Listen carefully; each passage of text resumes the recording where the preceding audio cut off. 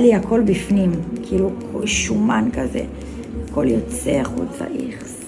הפציעה היא ממש מיקרופית, את לא רואה דם או פציעה כאילו ממש משמעותית, אבל הגירוי הזה עם החומרים שאני תכף אחדיר, שתראי ממש עובדים, הם חדירים לעומק התא, המוצרים האלה, והם בונים את הכל מחדש.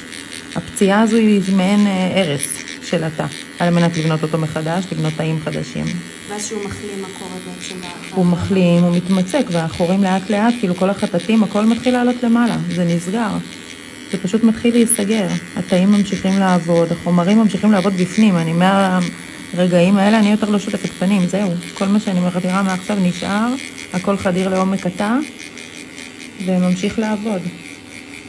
זה עד חודשיים עד שנראה את התוצאה של זה, אבל זה הטיפול רומי, זה השני השלישי שלנו, שני מאיזו, כאילו רק מטיפול אחד יש לה פה תוצאה מטורפת. זה כואב ממש? זה לא נעים. איך את מרגישה? לא כואב ממש. זה מציק. מציק, אבל קצת מציק, אבל זה באמת אחד הטיפולים, זה יעיל. נכון, זה ירד ממש מלפני כמה שבועות.